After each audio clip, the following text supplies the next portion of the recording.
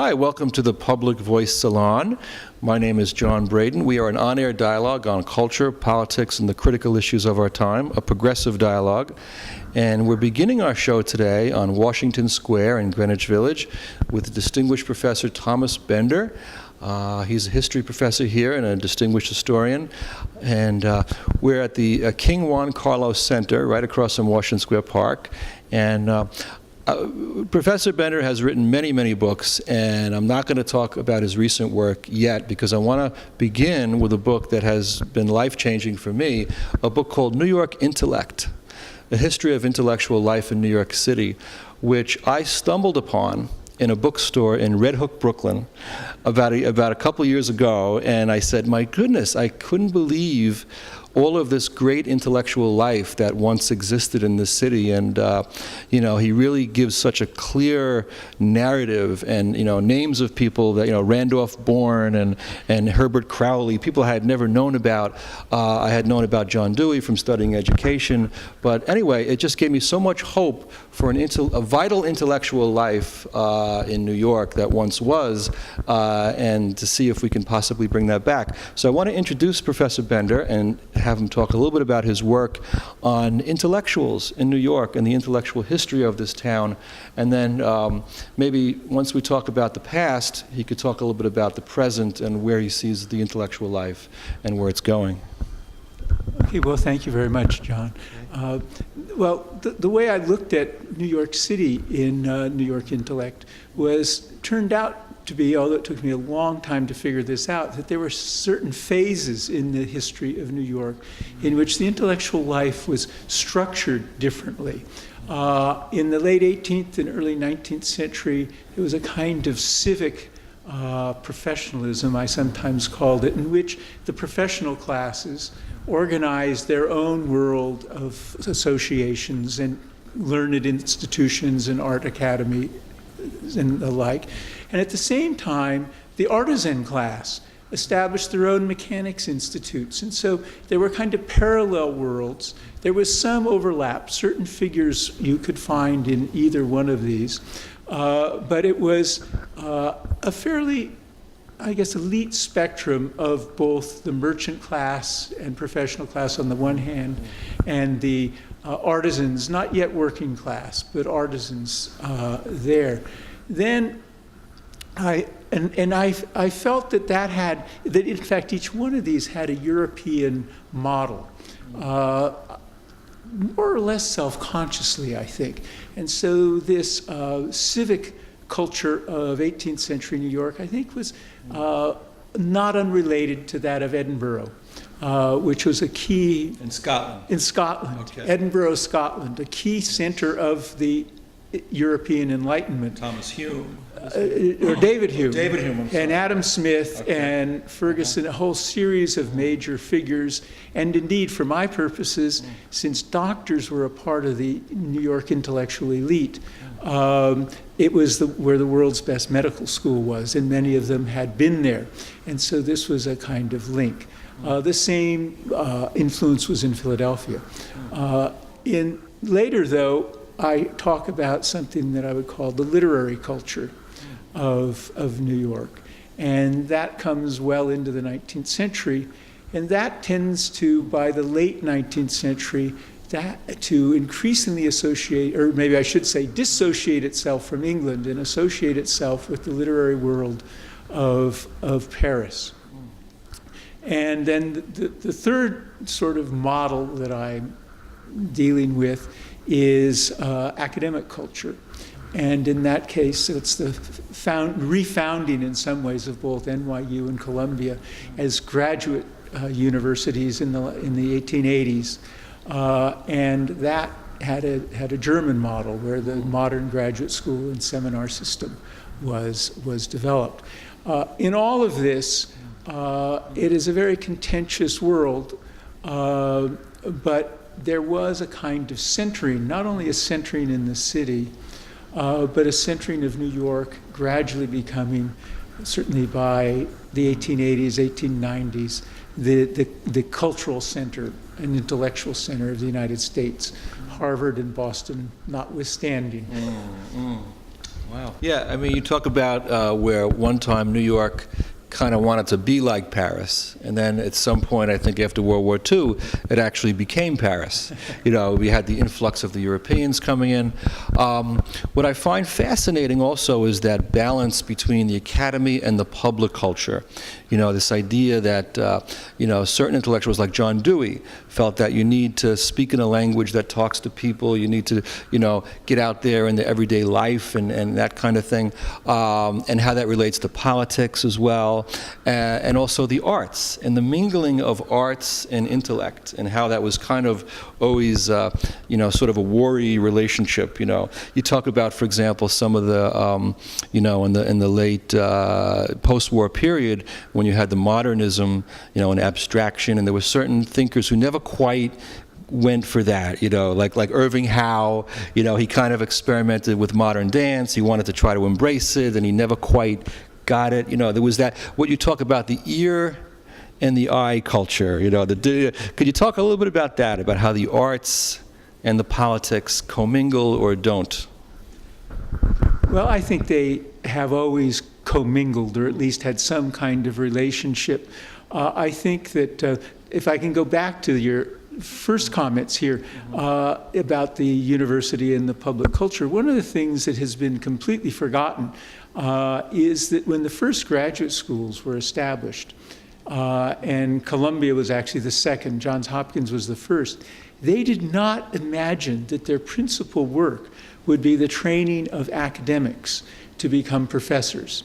That they brought the social sciences and modern literary studies into the world, and the natural sciences, but they thought what they were doing is training people for civic life.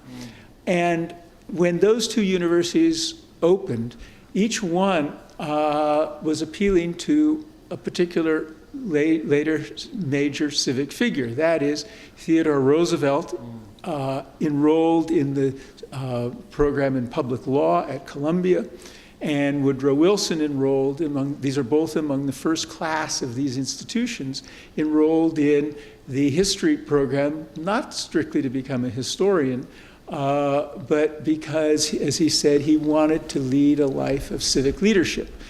And that was their goal. That didn't change until the 1890s, when the classical curriculum faded away, and the new disciplines in the social sciences and the sciences became a much larger part of the curriculum. And then actually E.R.A. Seligman, who was one of the key figures at Columbia in the Faculty of Political Science, suddenly writes a letter to a friend. He says, you know, the people we're training now are all getting jobs just like us. Maybe that's what we should be doing now, is preparing people for that. And that's a really important moment. To go to the eye and the ear, I think that it's another combination that was so prominent in the post-war period. I think that part of it had to do with not everyone would agree with me on this, but nonetheless, I do believe that the visual arts and music and dance were the really core things that New York really excelled with nationally and internationally. Finally, they were their parents. Valentine and Martha Graham and people like that. Exactly.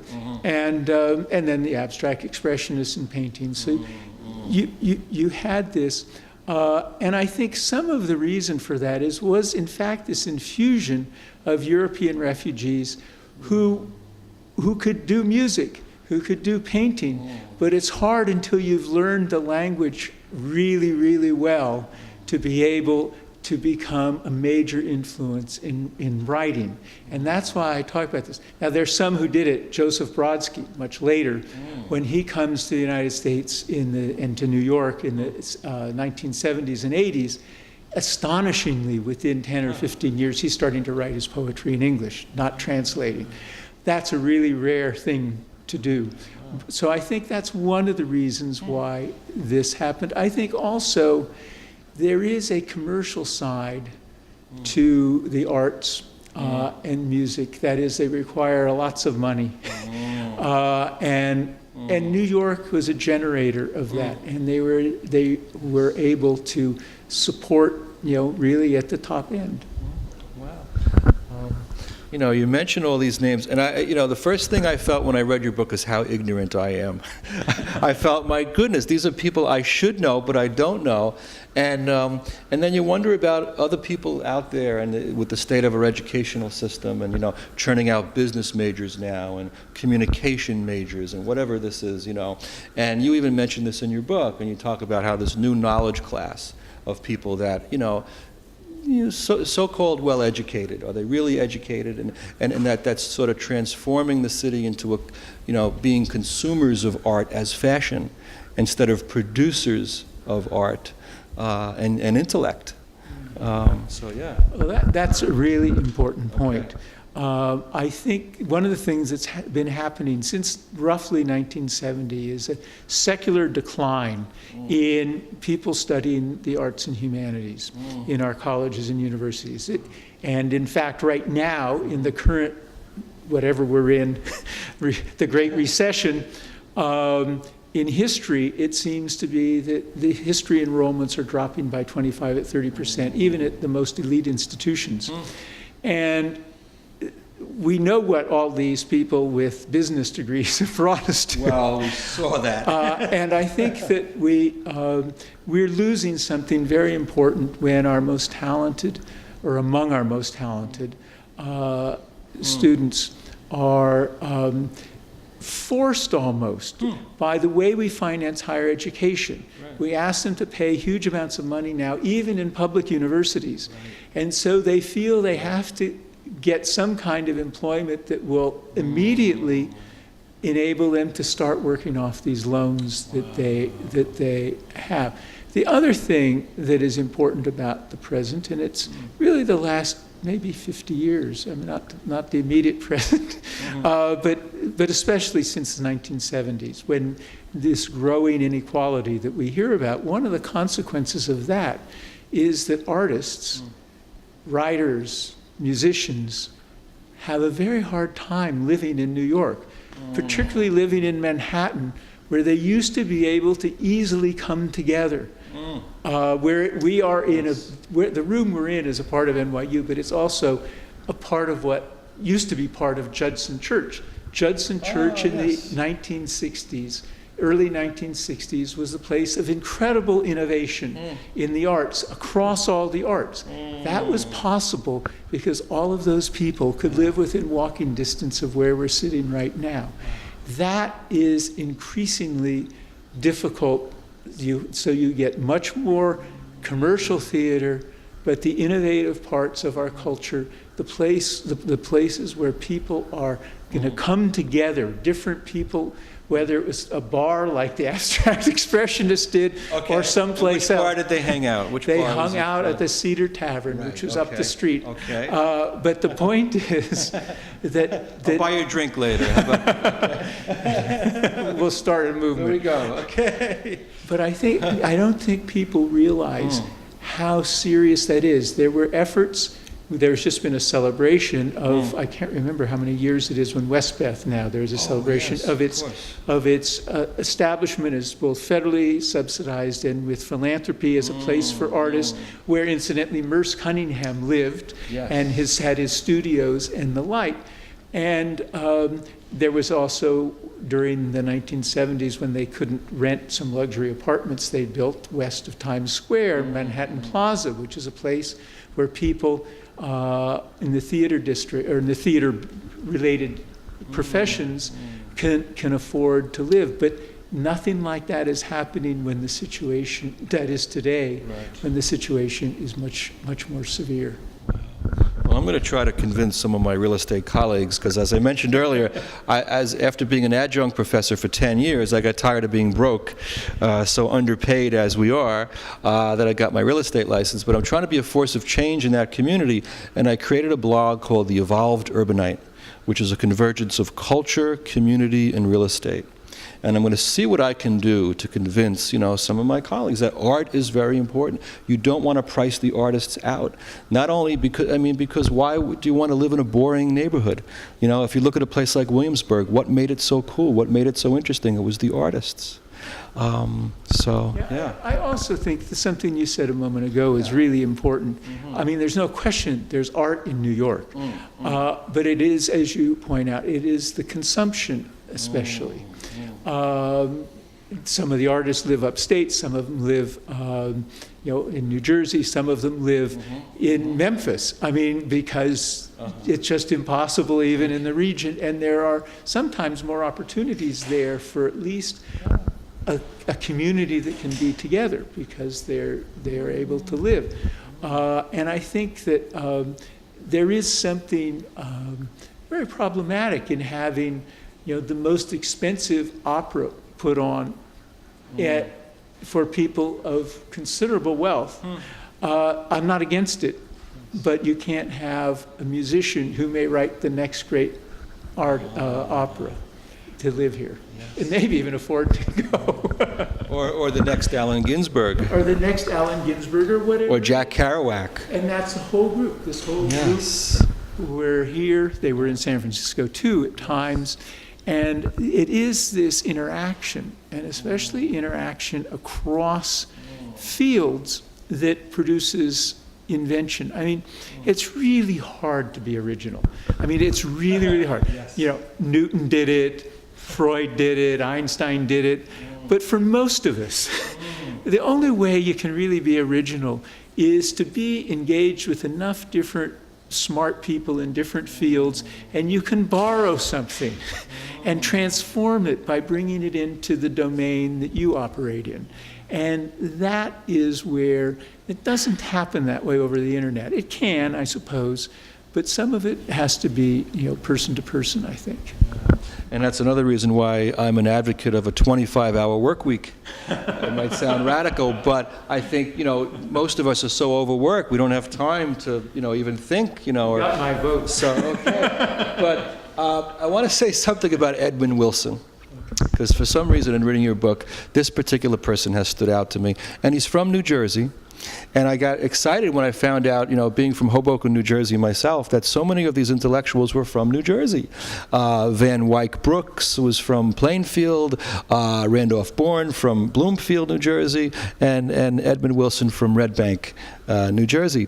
And it says here, I just want to read a little bit about Edmund Wilson that you wrote, that he was worried about the aesthetically precious social isolation of Joyce and the modernists, its intense introspection and political quietism, and shrinkage of the imagination. He believed intellectuals should be more fully in the world, more concrete and factual, and less atmospheric. And he combined cosmopolitanism with this native expression and a kind of Europeanization of American intellectual life. Have we forgotten about Edmund Wilson? Was he such a towering figure at one time, and then... He was absolutely a towering figure. Okay. And I think that it may well be that we have forgotten him. Okay. I hadn't thought about it, but I think actually it would be fairly recent that we forgot about him. I think when I was writing in the 1980s and researching, Wilson was still a name that would ring a bell. I think that even with graduate students, were I to mention Edwin, out of the blue with no context, there probably would be not a whole lot of recognition today. I haven't tested this, but I think that he represented a kind of intellect that was both hostile to the university, hostile to the Modern Language Association. He had many crusades against their editions of books. But he lives on in a certain way. The Library of American Literature, which is this series that has all the quote classics of American literature, that has been, I guess, being published in volumes for the last 25 at least years. That was his project. It didn't come to pass until after he died.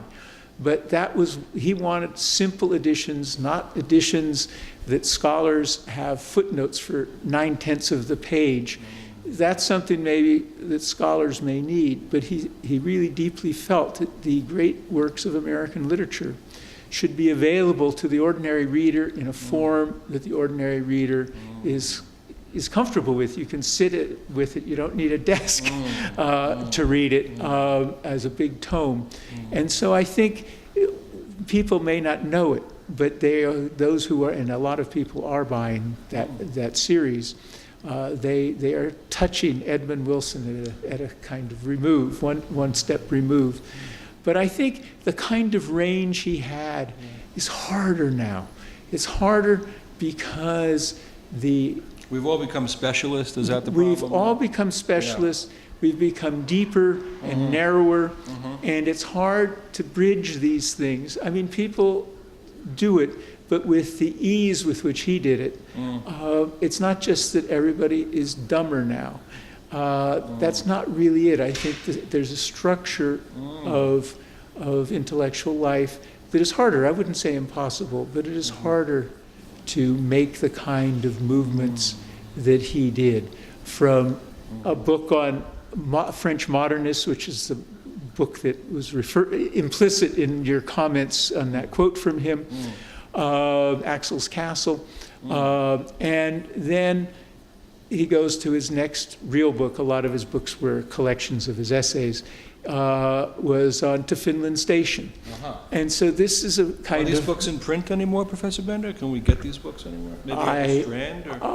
I expect they're probably... I don't know for a fact, but I expect they are probably in print. Maybe Axel's Castle isn't, but I think they may both be. I want to tell a story. Recently, I encountered the remnants of the Partisan Review crowd. Over at the New School, they had the 6th annual William Phillips Lecture. And I said, I have to go to this. It sounds very interesting, because you'd write about the Partisan Review and how important it was, you know. So I actually met the widow of Mr. Phillips. Her name is Edith something. I forget her last name, but she was there. And there was talk there about immigration. That was the lecture. It was about immigration and why in Europe, why people are crossing borders and so forth. And I got up and I spoke at the Q&A. And I said something that I thought might have been too over the top for this crowd. You know, I said, well, why don't we look at the economic reasons why people are moving from one place to another? And I said, in terms of the, you know, the poverty and things like that, I wanted to get into the nitty-gritty. And then I mentioned a visionary group that I belong to, which is the Network of Spiritual Progressives, founded by Michael Lerner, who is a wonderful intellectual of our present moment, who I think is doing amazing work.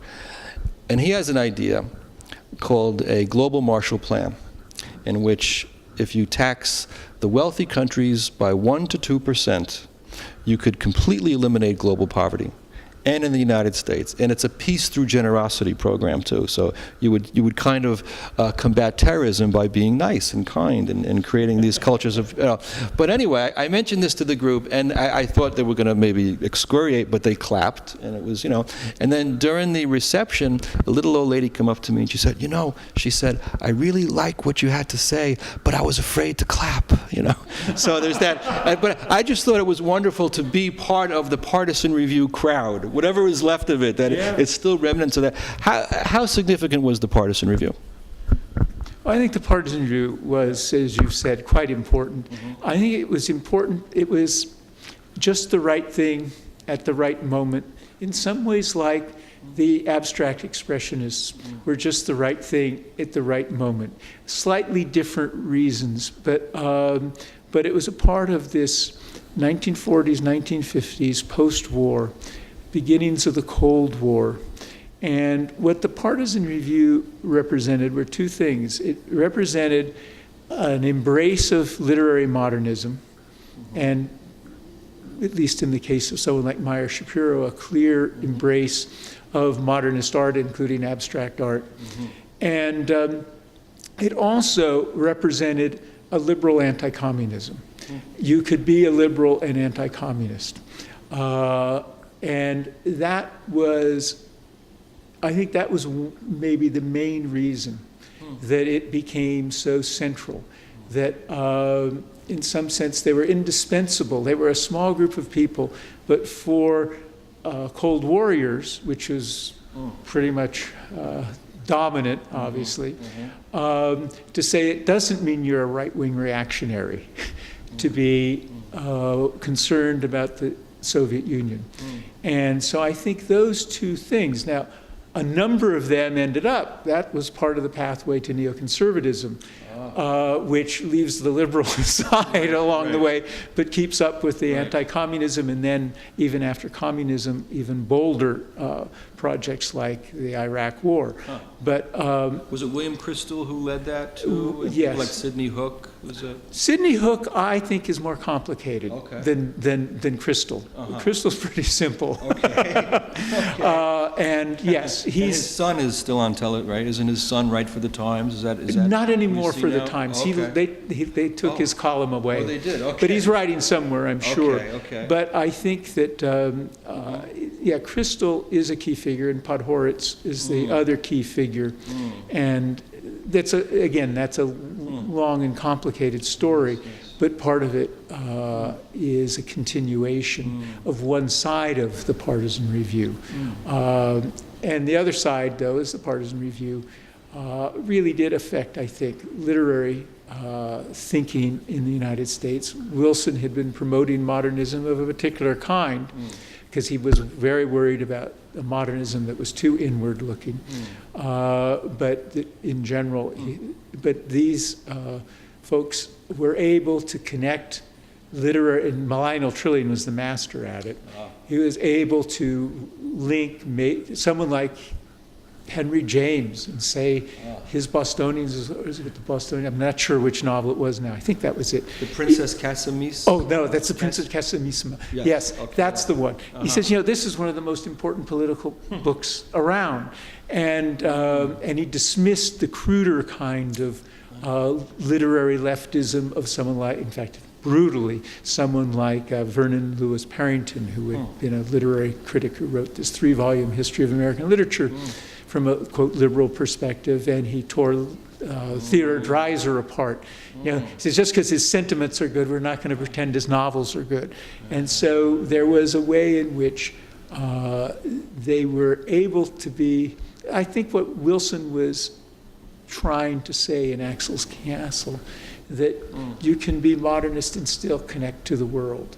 And in fact, there's a little story, I think it's in there, it might not be in the book, I might have discovered that later, is that when Lionel Trillian took his first apartment in Greenwich Village, he found an apartment that was across the street from where Edmund Wilson had lived. Oh my goodness. Oh my. There's so much, I think, deficiencies in our education, all of us, and some, who can know everything when you think about it? And as we go forward, there's kind of like decision of what to keep and what to not keep and all that. But certainly, Stanley Aronowitz has been giving a class in the history of the left at the Breck Forum. And in a recent class, he talked about the alienation and the fragmentation and the complete breakdown of our educational system to really, truly educate people anymore, and how we're becoming so specialized that we can't even have a conversation anymore across disciplines. It's becoming like almost impossible. And he feels that if you connect that with the ecological devastation and the fact that some scientists say that within 5 years, if we don't turn it around, it's going to be too late, that we might actually be doomed, as a culture.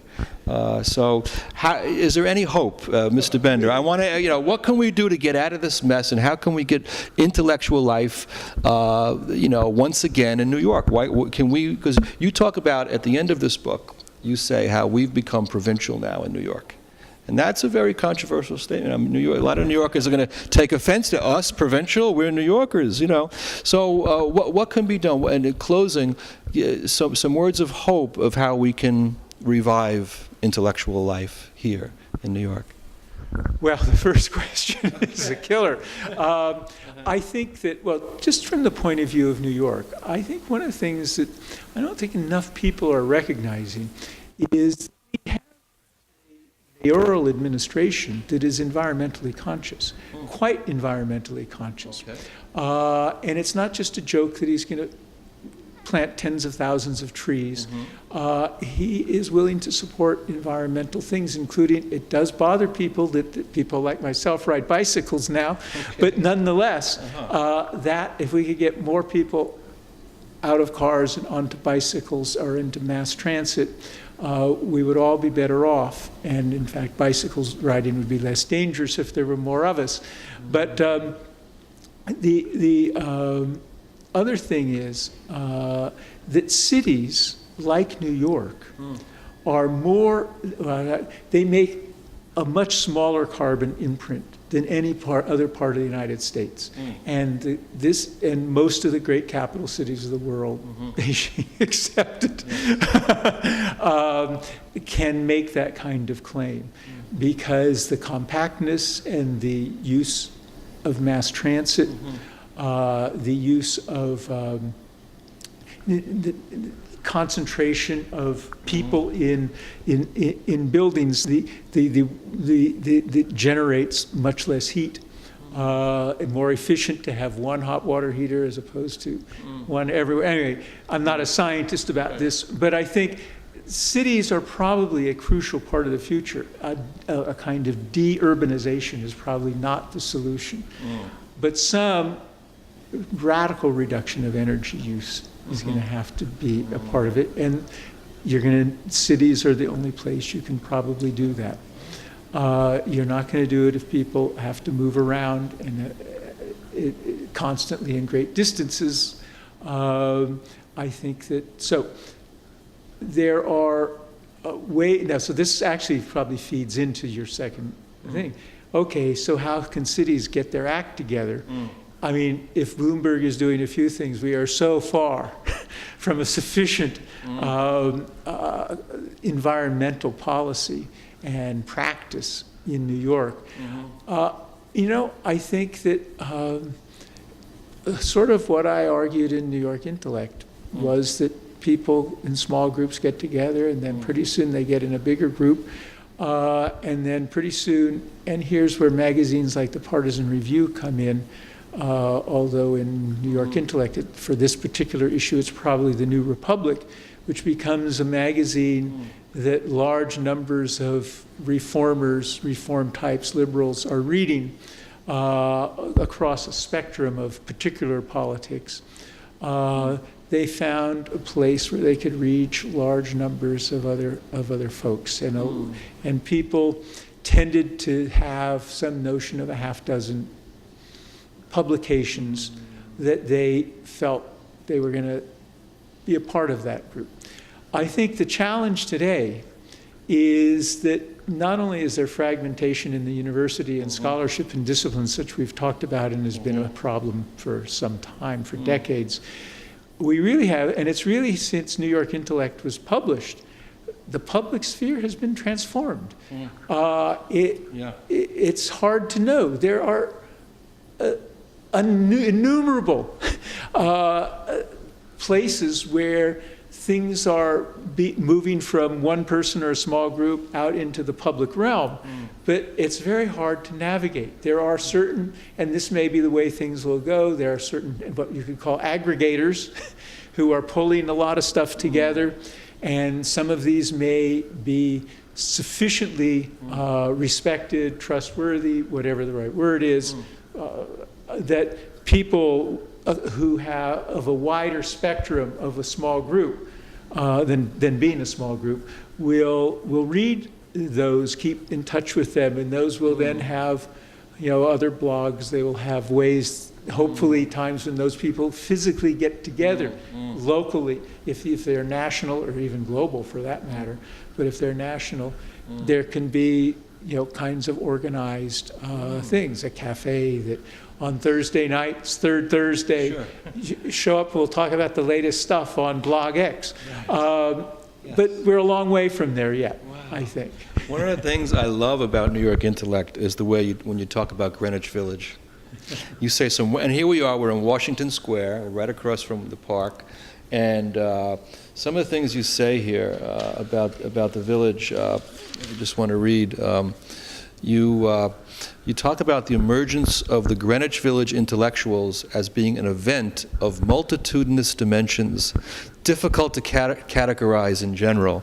And then I love what you talk about West 13th Street between 6th and 7th Avenue, that one stretch. It was a 2-block stretch, and there was so much going on there. You had magazines like The Dial, The New Masses, The New Republic, The Nation, right? And you said, people would actually bump into each other on the street and just strike up conversations. And, you're working on this, I'm working on that, let's go to a cafe. When you walk into a cafe in New York today, I mean, you look around and you see, people on their laptops. In fact, I noticed that they're putting the lights dimmer in cafes now. It's like Dracula's lair. You walk in there and everybody's looking at, and everybody's disconnected from each other. I mean, they might be plugging into communities online, but as far as face-to-face conversation, I mean, is there any way we could revive that, or are we beyond that, or? Well, I don't know. I think that you see people walking down the street, a couple, and each of them is listening to something else, not each other. There's maybe not some of the same impulse to congregation, but no, you still see people getting together. We are a social animal, and it's true, there are social networks, there are all these kinds of things, but people do still, I think, feel the greater complexity and richness of intercommunication face to face. There are things lost on the internet, on the Facebook, on the cell phone. I mean, I always wonder what the person's expression is when they're speaking to me, and I suppose we can do it on Skype, and we can see, we can do things, but there's a lot left out. And I think, in fact, I just read in, I think it was the Times, in the last couple of weeks, about young people in colleges putting away, getting off this Facebook, not doing that stuff anymore. And maybe it sort of will not go away, because these are valuable forms of communication, but we don't want them to become exclusive forms of communication, or at least I don't. Well, one of the things that I'm interested in doing, and we welcome you to be part of that, is to create salons and discussions. That's actually something which I did back in 2002 in Hoboken at a bookstore called the Symposia Used Bookstore, and once a week anybody could come, and it was just an open dialogue. And whatever came up, it could be about the important issues, it could be personal stories, but it was some way, we advertised it as a chat room without the computer. And it really brought a lot of joy back to just being in a room and being face to face. So we would love for you to, be part of that, or be an unofficial advisor for us as we move forward in this project. I want to read a description of a book that you wrote as kind of a follow-up to New York Intellect, and it was called The Unfinished City, New York and the Metropolitan Idea, in 2002. And what was said about this book is that, this is what Amazon had written about it, in Bender's account, the city took shape not only according to the grand designs of urban planners and business tycoons, but also in response to a welter of artistic visions, intellectual projects, and everyday demands of the millions of people who made the city home. Isn't that such a wonderful idea, that it wasn't just the urban planners, or the tycoons? It seems like we've tilted way over to the tycoons. Every time you turn on the television, Donald Trump, whenever he wants to say something, he gets airtime, So I really like your idea that the artists should be, featured in there, and also everyday people, like Sly and the Family Stone, everyday people, So and then another book, your most recent book, just to sort of close. It's your recent work, A Nation Among Nations, America's Place in World History, 2006, where you place American history in a global context that challenges us to rethink American exceptionalism. That seems to be all the rage today, American exceptionalism. Even Chris Matthews, I think, in one of his ads, he talks about American exceptionalism. So, and that, which brings us back to television and what we're doing here. This is, hopefully we're going to get some channel surfers that are going to stay and watch this, and hopefully we have loyal viewers who are watching. I don't know what our Nielsen ratings are on public access, but I think about 5 people are watching the show. No, but anyway. What do you think about the media when you're a person that should be on. Charlie Rose, Charlie, if you're watching, this is the man you should have on, And I think someone like you should have a channel, or intellectuals need to be featured more on the air. It's such a wasteland, right? What do you think about the media? Well, I do believe that intellectuals of various sorts do not have the access to a larger public then that would be very helpful to not just them, but to the world at large, to open up the way in which we're thinking about things. And this is always, it's always been a kind of issue. I mean, it's not just today, but it is, what it really comes down to, you talk about Charlie Rose, it really has to do with how venturesome are people like Charlie Rose and all of the other equivalents. Are they willing to put on the screen somebody who isn't already completely known and know everything about them? That's the problem. Because we're it's a commercial operation, and they have to get certain numbers of viewers. But that one of the things that a real cultural leadership role would be for any number of people, and it could be everything from the Today Show to then the late night, the Jay Leno's, is to use the celebrities that they can attract to get people watching the program, and then slip in some emerging artist who has done some really interesting work and nobody's heard of. Then you're starting to play the game in a way that enriches the culture, expands the culture, instead of just redacting the culture. I suppose I would be remiss if I didn't mention, talking to one of the great intellectuals of our time, and a man who writes about intellectual life, is probably the most important event of our time, which is Occupy Wall Street. And if you have some thoughts about that, or formulating some ideas about Occupy Wall Street, and what's your take on it? Well, my take is 2 takes. One, I don't know exactly what's going to happen with all the people for whom this was important. But I do believe that it was a brilliant way, to capture the news media. Ordinary people captured the news media, and I believe their 99% has stuck. I believe there is, on polls, there's evidence that people are more likely to recognize when pollsters come to them that there's a lot of inequality, and they're starting to worry about it. That, I think, is a huge achievement. They may have changed the language of contemporary politics right now. That is huge, particularly to an intellectual historian who thinks that ideas count. Okay. They've got their idea out there. I'm hoping that some of the politicians now, here's the moment. Are you going to pick it up? At times it looks like Obama's ready to pick it up. At other times it doesn't look like he's ready to pick it up. Okay. Certainly the Republicans haven't picked it up, or at least John Beamer hasn't. But I do believe that whatever else happens, with all the people who are behind this and who spent time down there and who were part-timers or full-timers, I think they actually succeeded in getting the vocabulary of today's politics changed.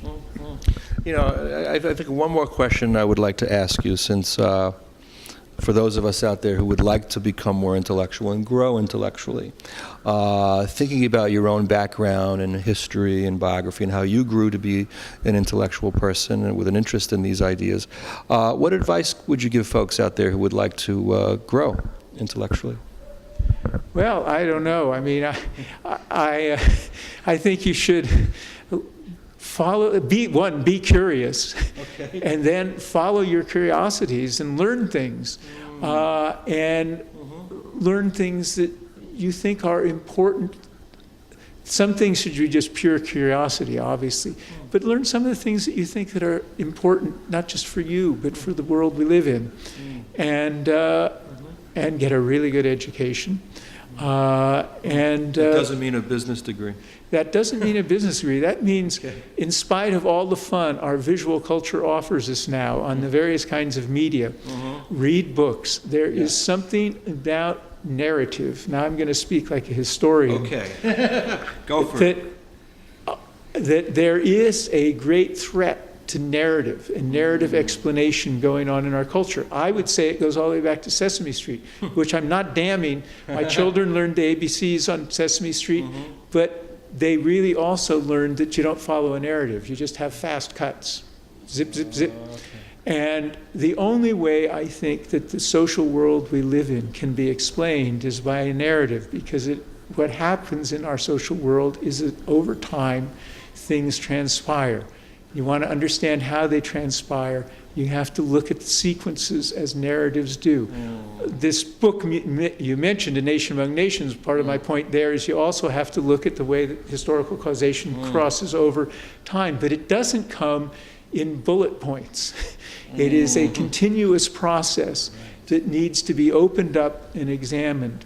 And so read books, or at least history books, and novels. Even some postmoderns have a little bit of narrative. And that's where I think we get some grasp of how the world works. And that's what we need. Professor Bender, it's been a joy and pleasure to have this dialogue with you. You are always welcome on our show anytime. And we wish you all the best. And thank you very much. Okay.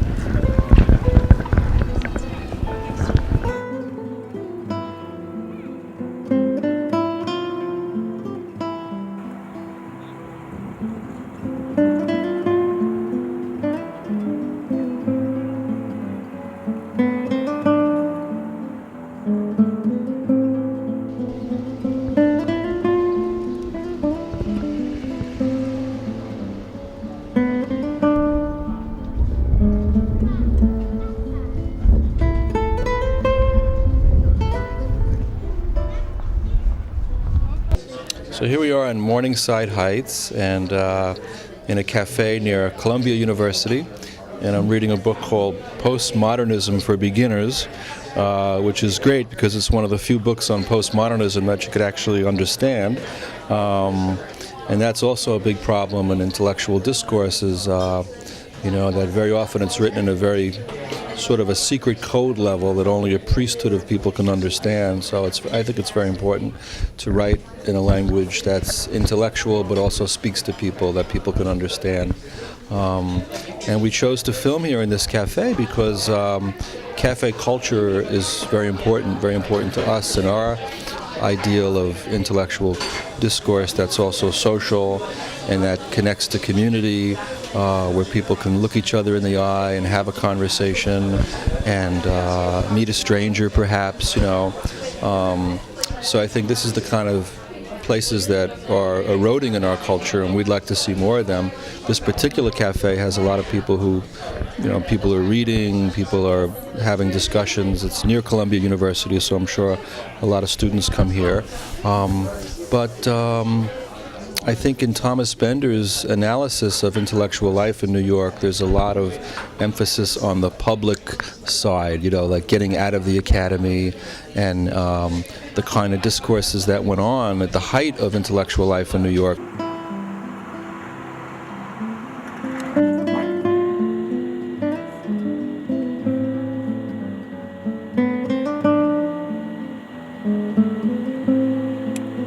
And we're trying to do what we can in our television project here to revive that.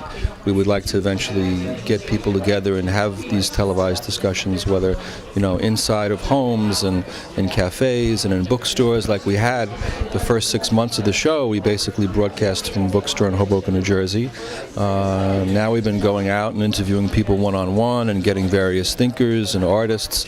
But at some point we'd like to come all back together and capture this dialogical process of how people learn from each other, from discourse and discussion, and these kind of cafes are very important to that type of intellectual life and culture that New York has always been famous for, and places like Paris and intellectual centers in Europe. But I think we tend to be losing it now.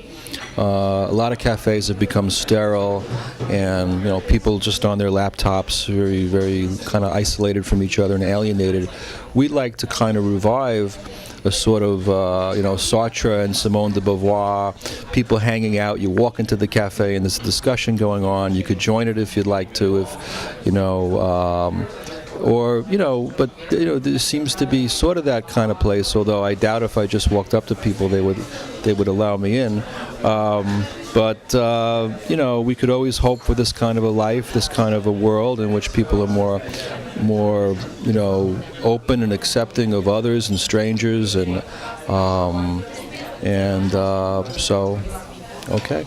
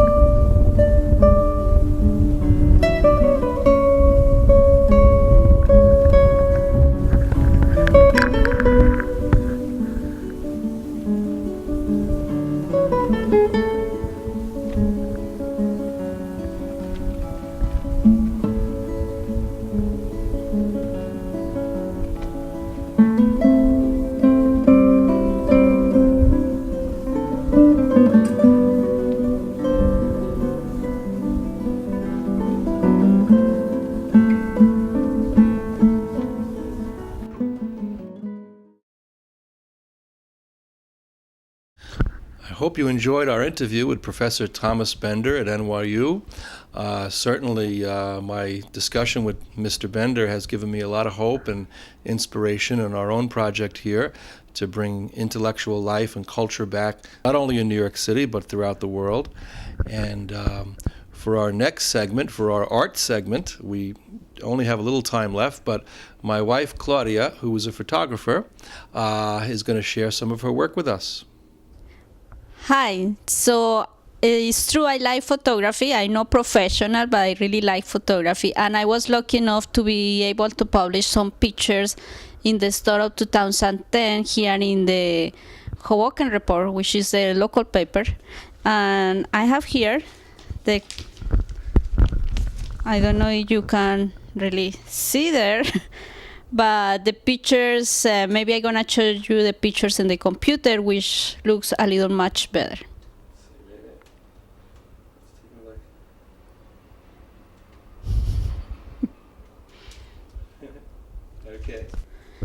Okay, this picture was taken here close to our home. And as you can see, the ice is coming down from the land. We call that one frozen. So now the next picture. 13th and Hudson Street. This is on 13th and Hudson Street. This picture, as you can see, the snow is almost covering the door. And John came with the title for this one that was Iced Coffee Anyone. Iced coffee, anyone? So we thought that was kind of That was curious. my contribution, the title. This one is over Bloomfield Street, and I think it's 12th Street. They always, the people in this home always decorate the house very pretty according to the season, even Christmas time or Halloween time, whatever is the best time. This is Bloomfield Street between, I think it's between 13th and 12th Street. You can see how the snow is completely covering all the street, kind of stormy. Yes, beautiful though. And this is the last picture that that I published in the newspaper. That's in Washington Street and 11. That cloth is very famous, but the people that captured me was how people was walking, like almost fighting with the wind to be able to cross the street. Wow. And there's nothing like a snowstorm to bring people together, and the beauty of snow and the beauty of nature. I hope we get a lot of snow this year. We haven't had a lot so far. A little bit on Halloween, which was kind of strange and early, but it was a wet snow. It wasn't a real beautiful snow. I hope we get more storms like this. I love the snow. So this picture it was taken in Italy, Cinque Terre, specific in Monte Rosso, and the name of this one calls the Giant. And the name of this sculpture is the Neptune, is the god of the seas, and was made in 1910 by one sculptor and one architect originating from Monte Rosso. It's very pretty, and as you can see it. So that's the end of our show tonight. And on behalf of Claudia and the entire Public Voice Salon community, we'd like to wish you all a happy, healthy New Year. Happy New Year. Happy New Year.